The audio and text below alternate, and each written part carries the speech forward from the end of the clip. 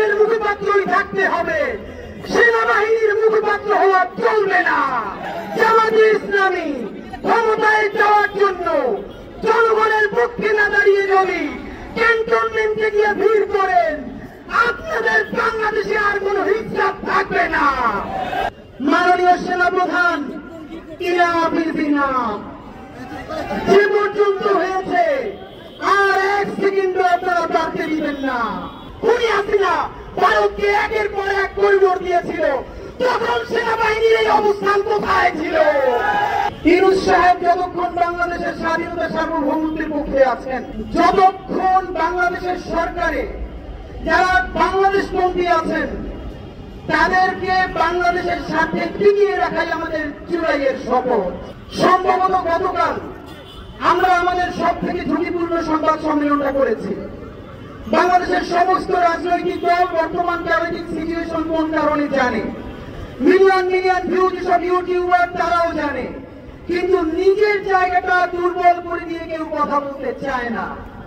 আমরা বলেছি এখানে যারা আছি, সামনে যারা আছেন, এই সমস্ত জীবনের বিনিময়েও যদি বাংলাদেশের স্বাধীনতা সার্বভৌমত্ব বেঁচে যায়, জুলাই বেঁচে যায়, আমাদের এই জীবন কি আল্লাহর কাছে সঁপে দিতে আমাদের এক সেকেন্ডের ভাবনা নাই। মাননীয় সেনাপ্রধান যে পর্যন্ত হয়েছে আর এক সেকেন্ডও আপনারা বাড়তে দিবেন না। বাংলাদেশের জুলাই বেঁচে থাকতে আর একটা হতে দেওয়া হবে না। বিএনপিকে বলতে চাই, বিএনপি বাংলাদেশের মুখপাত্রই থাকতে হবে, সেনাবাহিনীর মুখপাত্র হওয়া চলবে না। জামাতে ইসলামী ক্ষমতায় যাওয়ার জন্য জনগণের পক্ষে না দাঁড়িয়ে যদি ক্যান্টনমেন্টে গিয়ে ভিড় করেন, আপনাদের বাংলাদেশে আর কোন হিসাব থাকবে না।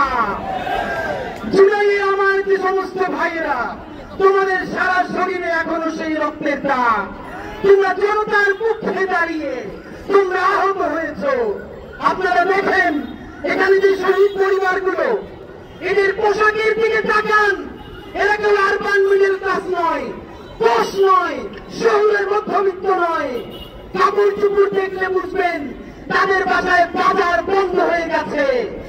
এই সহস্রাধিক শহীদদেরকে একা ছেড়ে, অন্ধ বন্ধু ভাইদেরকে জাহান্নামের মধ্যে ফেলে আমরা কোনদিন বিদেশ পাড়ি দেব না।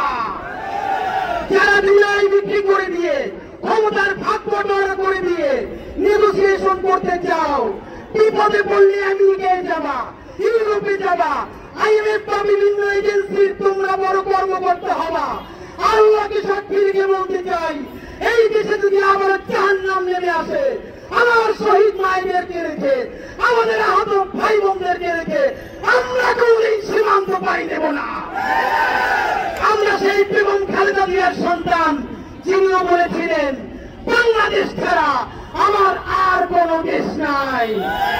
সেই বিএনপিকে বলি, আপনারা একাকার স্মৃতি দপ্তরে স্মৃতি আছে, বাংলাদেশের পক্ষে দাঁড়িয়েছিলেন, তাই আমরাও আপনার পক্ষে দাঁড়িয়েছি।